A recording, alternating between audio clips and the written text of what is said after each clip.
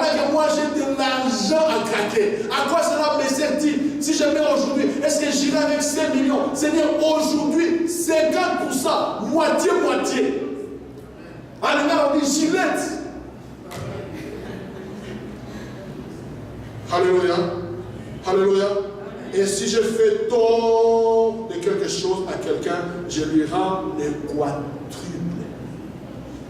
Bien aimé, Jésus lui dit, le salut est entré aujourd'hui dans cette maison parce que celui-ci est aussi un fils d'Abraham. Bien aimé, constatez que Jésus n'a pas dit à Zachée, arrête, c'est une histoire de l'Ancien Testament. Jésus n'a pas dit ça à Zachée.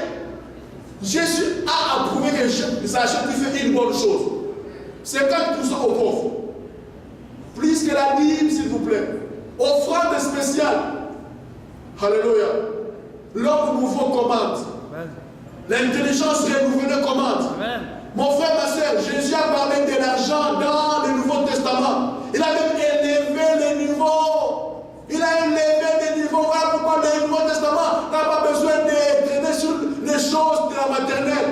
Dîme, c'est une notion de la maternelle. Bien aimé, les États-Unis étaient un pays béni parce qu'il y a des gens riches qui peuvent même donner une propriété. Qu'est-ce que le prophète qui est venu le dimanche passé nous avait dit? Le prophète béni de Dieu.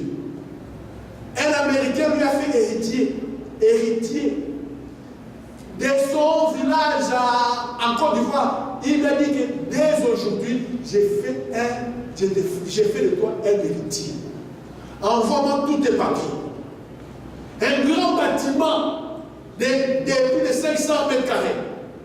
Ça devient à toi maintenant, petit Africain. Ça, c'est pas de la dîme, ça. Ça, c'est les notions du Nouveau Testament. Les cœurs s'ouvrent à Dieu. Tout ce que Dieu, bien aimé, dans le Nouveau Testament, quelque chose encore, les chrétiens marchent par révélation, non pas par l'essence.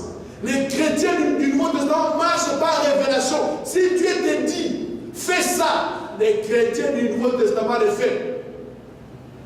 Si Dieu te dit, il y a quelqu'un pendant que j'étais à l'école biblique, m'avait téléphoné des États-Unis, que Dieu veut faire que tu souffres pour payer les Minerval. Va à Manigram, je t'envoie quelques dollars pour que tu puisses payer les Minerval. Bien aimé, ça c'est les chrétiens du Nouveau Testament. Dieu donne des révélations pour aider les autres. Ce qu'il m'a donné, ce n'était pas sa dîme, s'il vous plaît. Alléluia. Ce n'était pas sa dîme, c'était plus que la dîme. Plus que la dîme. Nous connaissons l'histoire d'Anana et Saphira. Alléluia.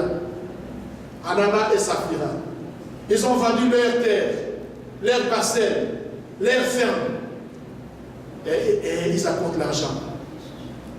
Si on avait demandé à Anania et Saphira d'apporter la dîme, ça allait être facile.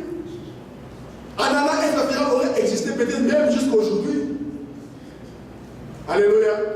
On n'a pas demandé à Anania et Saphira d'apporter un dixième. L'opération était tout. Apporter tout. La révélation était apporter tout. Alléluia. Et nous connaissons l'histoire d'Anania et Saphira. Anania et Saphira. On dit non, si nous donnons la dîme, ça serait trop peu. Le pasteur Pierre va remarquer que non. Une parcelle ne peut pas coûter 1000 euros. Alléluia. Nous allons donner, on va couper en 4. Amen. 25%, nous gardons, 75%, nous donnons. Alléluia. Et Anania entre dans l'église avec des Nukumbulu.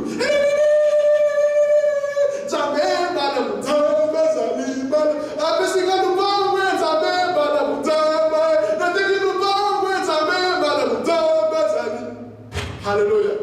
Il dit que Dieu est bon, il m'a donné l'argent, Dieu est bon, il m'a donné des parcelles. Voilà, je vends ces parcelles pour venir soutenir l'œuvre de Dieu. Pierre lui a dit, Anania, arrête ces cinémas. Cette parcelle t'appartient. On ne t'a pas obligé. Nous sommes dans le Nouveau Testament. Il n'y a pas de loi. C'est l'Esprit de Dieu qui parle au cœur. C'est lui qui vient donner. Qui veut donner, il donne. Toi, pourquoi tu veux nous tromper? Tu veux faire croire que tu es venu donner tout. Et pourtant, tu as gardé une partie pour toi-même. Réponds-toi, Anania. Sinon, tu vas tomber ici. Bon, Anania, est-ce que c'est vrai ou faux que tu nous mens? Vous savez, il y a des chrétiens, quand ils mentent, tu vas croire que c'est Jésus qui est en train de dire que je n'ai pas fait ça. Des chrétiens. Il y a des gens qui ont l'onction dans les mensonges. L'onction. L'onction des mensonges. Ah, pasteur.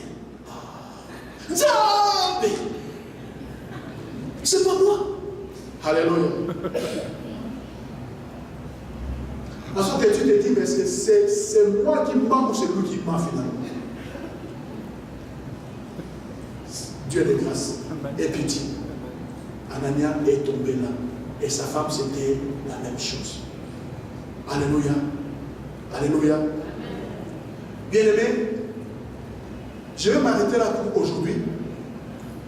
Je vais dire que je pense qu'après ces développements, c'est encore pour les gens du supérieur, après ces développements, après cette démonstration, je pense que vous pouvez comprendre que la Bible n'exclut pas l'argent, ni l'Ancien, ni le Nouveau Testament.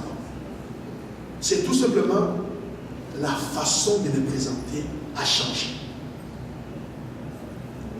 Que tu n'es pas exempt de donner ta dîme à Dieu. Si tu es passé par les églises où on t'a fait un lavage des cerveaux, que les pasteurs demandent la dîme pour s'enrichir eux-mêmes, laisse-moi te dire ceci. Tu donnes ta dîme non pas au pasteur.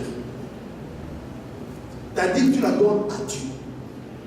Que le pasteur soit voleur comme Anania et Saphira, ce n'est pas ton problème. C'est Dieu qui va le juger. Et d'ailleurs, j'aimerais apporter une précision par rapport à la dîme. Dans l'Ancien Testament, nous avons vu Abraham donner sa dîme à Melchisedec. Mais quand Moïse a élaboré le culte juif, quand Moïse a posé les bases du judaïsme, chaque chose maintenant a été positionnée à sa place. Ça veut dire quoi? Maintenant, la loi, c'est celle de Malachie ou Malachie. La Bible dit apporter à la maison du trésor la dîme. La maison du trésor, ce n'est pas les poches du pasteur. Ce n'est pas le compte bancaire du pasteur. Je sais que ça se pratique encore couramment de nos jours. Si Dieu t'a parlé, tu veux donner quelque chose à Dieu ou à son serviteur, au serviteur tu lui donnes l'offrande. Amen.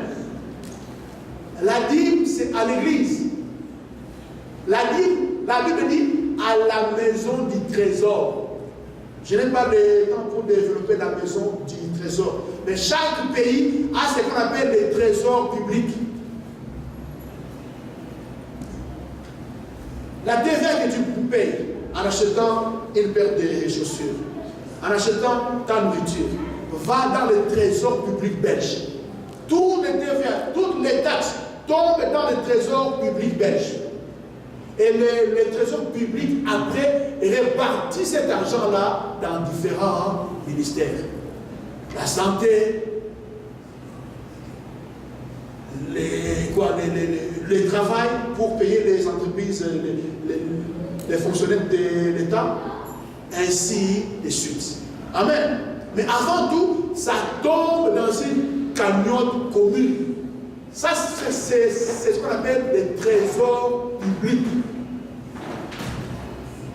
Donc, c'est cette image-là qu'il faut comprendre, qu'il faut avoir. Donc, ce que tu vas apporter doit tomber dans les trésors de l'Église. C'est après maintenant, si l'Église veut rémunérer leur pasteur, il va le faire. S'il veut faire autre chose, il va le faire. Alléluia. Donc, la dîme n'est pas à donner aux hommes de Dieu. La dîme est à donner à l'Église. S'il y a un évangéliste que tu aimes beaucoup, s'il y a un prophète que tu aimes beaucoup, à lui tu vas donner une offrande spéciale. Ta dîme, ce n'est pas non plus pour l'église que tu as laissée au Congo. La dîme, c'est pour l'église où on prend soin de toi spirituellement. Il n'est même pas question de couper la dîme à moitié, que 50 pour l'église du Congo, 50 pour l'église ici. Bien aimé, c'est ici qu'on paie le chauffage pour toi. C'est ici qu'on t'éclaire. C'est ici qu'on aspire les tapis pour que quand toi tu arrives, tu ne puisses pas attraper des microbes et des bactéries. Ce n'est pas l'église du Congo. Soyez un peu de bon sens. Alléluia. Gloire au Seigneur. Avant de terminer, je vais dire quelque chose. Que Satan a aveuglé beaucoup de gens. La stratégie du diable, c'est de nous aveugler par rapport à l'argent. La stratégie du diable, c'est de nous aveugler par rapport à l'argent. Satan veut nous garder dans l'ignorance. Bien-aimés, 95% des églises de réveil louent les bâtiments. 95% louent les bâtiments. Pourquoi? Parce qu'ils n'ont pas d'argent pour acheter des bâtiments. Environ 75% de ces bâtiments, nous les louons auprès des Arabes, auprès des musulmans. Donc, les jours où tous ces musulmans se concertent, alléluia, que toutes ces églises, on va les foutre dehors, on va les mettre dehors. Amen. Bien aimé, toutes les églises de réveil seront dans la rue. Toutes les églises de réveil, même là où le feu brûle, là où les Saint-Esprit fait des miracles, nous serons où? Dans la rue. Nous serons des SDF. Mettez, je ne sais pas, pour mettre le mot église. Donc, des sans domicile. Des sans lieux de culte. Et vous ne vous imaginez pas comment ça va affecter l'œuvre de Dieu. La moitié